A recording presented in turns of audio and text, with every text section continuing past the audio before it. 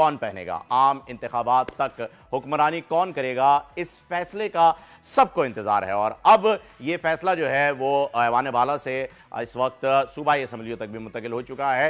राजा रियाज साहब की वज़ीर-ए-आज़म शहबाज शरीफ साहब से मुलाकात कल रात को भी हुई थी और आज भी शायद एक मुलाकात मुमकिन तौर पर हो जाए और आज तय पा लिया जाएगा कि क्या होने जा रहा है। अपोजिशन लीडर राजा रियाज ने बताया कि अच्छे माहौल में मुलाकात हुई, लेकिन अब तक किसी नाम पर इत्तफाक नहीं हो सका। फैसला हुआ है कि मुलाकात का एक और दौर आज होगा और पाकिस्तान का आइन क्या कहता है इस पर भी बात कर लेते हैं। आर्टिकल 224A के तहत निगरान वज़ीर-ए-आज़म का तकर्रुर किया जाता है।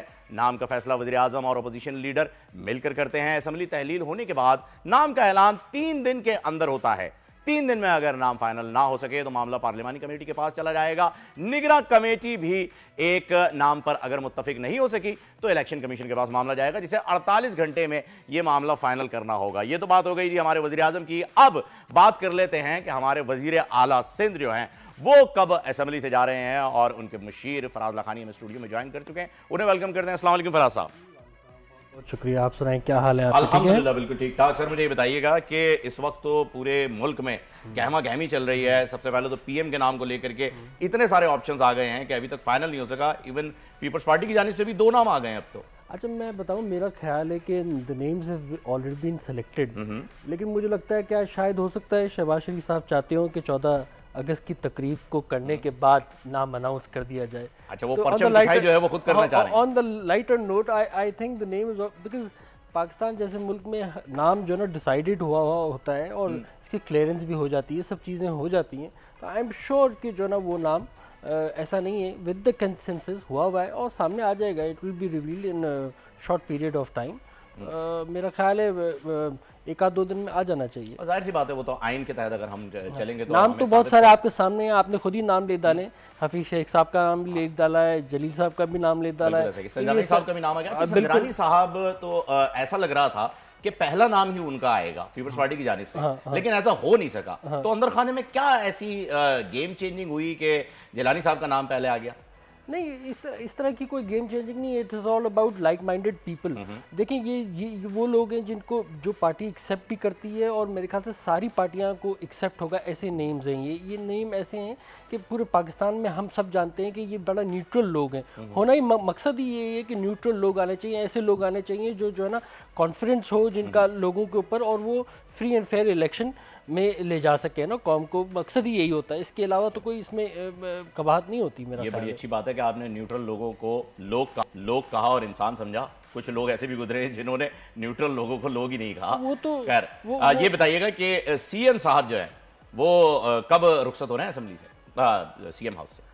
नहीं, देखें, वो तो हमने कहा है ना कि 2-3 दिन में इंशाल्लाह हम इसको निगाह सेटअप में चले जाएंगे। इसके बाद हमारी सीएम यहाँ पे ख़त्म हो जाएंगे और उसके बाद निगाह सेटअप शुरू हो जाएगा। उनका भी नाम फाइनलाइज हुआ हुआ है। तो बहुत सारे नाम आए हुए हैं। बहुत सारों में से कुछ मखसूस कोई इशारा तो दे, मतलब आपके मशवरे के बगैर कैसे बन सकते हैं? आपको पता है शोएब सिद्दीकी साहब का, यूनुस डागा साहब का, मुमताज़ अली शाह साहब का, इन सब का नाम भी चल रहा है। ठीक है, अब इसमें दूसरे नाम भी चल रहे हैं। तो ये this also needs to be in consensus with the obviously opposition leader. हमारे पास तो 15 नाम आए हुए। हाँ, आए हुए। अब इतने तो लोग मेरे ख्याल में सीएम हाउस के अंदर डाइनिंग टेबल पे भी नहीं बैठ सकते। 12 लोगों का सेटअप है जहां तक मैंने देखा है। तो मुझे ये बताइए फराज साहब, कुछ थोड़ा सा एक हिंट हो जाए। 1-2 दिन में तो सबके सामने आ जाएगा। कुछ आप ही बता देंगे जी, 2-3 लोग ऐसे हैं। करेंगे क्या, इसको सबको एक पर्चियां बनाएंगे और उसको फ्लोट करेंगे और फिर कुर्रा डाल के ना इसमें से एक निकालेंगे। जो निकल आएगा नाम बता देंगे। ये आपने वैसे गलत तरीका बता दिया। इसके ऊपर जो है ना मीडिया भी ये कहेंगे ऐसे चल रहा है सिंध। ऐसे नहीं है। हाँ, ये अजरा मजाक की, पहले बता दें। सुबह का टाइम होता ही थोड़ा सा चिल करने के वाले जो है ना वो जरा कोई भी बात पकड़ आपके टाइप के लोग होते हैं। मैं उन्हें बता रहा हूँ अजरा मजाक बात हो रही है भाई, इंसान है, असेंबलियों में भी इंसान ही बैठते हैं। ऑब्वियसली मेरा ख्याल है the consensus will be made and the best name, जो बेस्ट नाम होगा विद द क्रेडिबिलिटी, उसको सेलेक्ट किया जाएगा। और वो जो नाम एक्सेप्टेबल होगा अपोजिशन लीडर को भी, सीएम साहब को भी और सिंध की आवाम को भी, ऐसा नाम सर रुकावट किस तरफ से है? एमक्यूएम की जानिब से? नहीं, it is still there is a time. Once the time is over we will be announcing. 12 तारीख आखिरी, कल 12 तारीख है। हाँ, तो सामने आज एक परसों है, परसों सॉरी, हाँ परसों 12 तारीख आ गई तो फिर तो इट विल बी अनाउंस। कोई ऐसा नहीं है, within the time period it will be announce according to the chapter. जिस तरह जैसे कि ना अभी तो हम चल रहे हैं, सीएम साहब बैठे हैं, तो वंस द सीएम का टाइम कंप्लीट होगा तो इट विल बी अनाउंस। अच्छा चलिए ये बताइए कि पीपल्स पार्टी की अगर हम बात करें तो सिंध में it will be smooth sailed, मतलब ऐसा नहीं है, विद द कंसेंसस होगा, डेफिनेटली होगा। तो अब थोड़ी सी वफाक की भी बात कर लेते हैं। वजीर आजम के नाम के लिए किसे सपोर्ट किया जा रहा है इंटरनल पार्टी की जानिब से? संजय रानी साहब, ये जिलानी आपको पता है जिलानी साहब का नाम तो दिया ही है ना, संजय रानी साहब का भी दे जिलानी दिया। साहब का भी दे दिया। तो ये ऑप्शंस दे दिए हैं ना कि ये सारे ऑप्शंस अवेलेबल हैं, तो जो बेस्ट अवेलेबल है, जो फिर हमने भी हिमायत किसे हासिल है? कोई एक शख्स तो होगा ना। अब आप अपनी जाती राय भी दे सकते हैं कि अच्छा, मेरे ख्याल से संजय रानी साहब। अच्छा मैं समझता हूँ ज़ाती राय में तो मुझे लगता है कि जो इंसान भी आए वो ऐसा इंसान आए जो पूरे पाकिस्तान में फ्री एंड फेयर इलेक्शन करा सके, जो सबको कंसेंसस लेके साथ में चले, क्योंकि आज का दौर ही ये है कि सबको साथ में लेके चलना है। और सबको साथ में लेके चलने का मतलब ही यही है कि जो एक्सेप्टेबल हो सारी पार्टीज़ को, क्योंकि उसने करानी है एक बहुत बड़ी जिम्मेदारी, जिससे पावर की मुंतकली होनी है, आवाम के वोट का उसने जो है ना मुंतकिल करनी है। तो उस हिसाब से मैं अगर सोचूं तो ऐसा नाम होना चाहिए जो फ्री एंड फेयर हो। लेकिन मैं आपको मैं जो ये समझ रहा हूँ या देख रहा हूँ, ये पहली दफ़ा है कि पाकिस्तान में हर चीज़ कंसेंसस से हो रही है। इधर ये कहना गलत नहीं होगा कि अभी जो सियासी जमातें हैं वो सारी सियासी जमातें कंसेंसस से काम कर रही हैं, पाकिस्तान को आगे रख के काम कर रही हैं, पाकिस्तान के मुफाद में काम कर रही हैं, चाहे वो कोई भी डिसीजन मेकिंग हो, हर डिसीजन मेकिंग पाकिस्तान की फेवर में हो रहा है, पाकिस्तान को सामने रख के हो रहा है, पाकिस्तान ऐसा ही है फराज साहब, ऐसा ही होना भी चाहिए, हर किसी को ऐसा ही करना चाहिए। सिर्फ इस वक्त हो रहा है, बल्कि पहले भी हो जाता तो ज़्यादा अच्छी बात थी। बेशक, लेकिन जो आपने बताया कि सबको साथ लेके चले, सबको मिला के चले, ऐसा तो सर एक ही नाम है जो कि सब पे भारी है। तो वो ये कमाल जरूर रखते हैं कि जी वो सबको एक साथ ले लेते हैं और एक साथ मिलके चलते हैं। तो देखते हैं कि नाम कौन सा फाइनल होने जा रहा है, लेकिन आपकी तरफ से कोई इशारा मिल नहीं रहा है। मुझे लग रहा है कि सख्त पाबंदी के साथ भेजा गया। नहीं, मैंने कहा ना आपको, the names have been already been given, और ये डिस्कशन अंडर डिस्कशन है विद द अदर पार्टीज को भी, क्योंकि डिसाइड करना, क्योंकि ये आईनी जो जिम्मेदारी है वो तो अपोजिशन लीडर की और पीएम साहब की है। उनकी मुलाकात कल हुई भी है, आपको पता है किसका नाम आया है? अगर हम सूबाई असेंबली की बात करें तो कल तो अपोजिशन राजा रियाज साहब की और उनकी शहबाज शरीफ साहब की मुलाकात हुई है। आज भी एमकेएम की तरफ से तो आपको पता है पीएम के लिए भी नाम तो गए थे, आपने उसकी भी रूमर्स सुनी होंगी, वो भी आवाज़ें आई थी। उनके नाम के साथ गवर्नर ज़्यादा अच्छा लगता है ना, 12 साल गवर्नर लगा रहा, तो पीएम शायद अच्छा ना लगे। तो मैं ये समझता हूँ कि जो भी नाम होगा वो तरीक़ेकार वही है, चीफ मिनिस्टर साहब और अपोजिशन लीडर, इसी तरह पीएम साहब और अपोजिशन लीडर, मुशावरत का कल इजलास भी हुआ है, इनकी मीटिंग भी हुई है, आज फिर दूसरा मुलाकात होगी।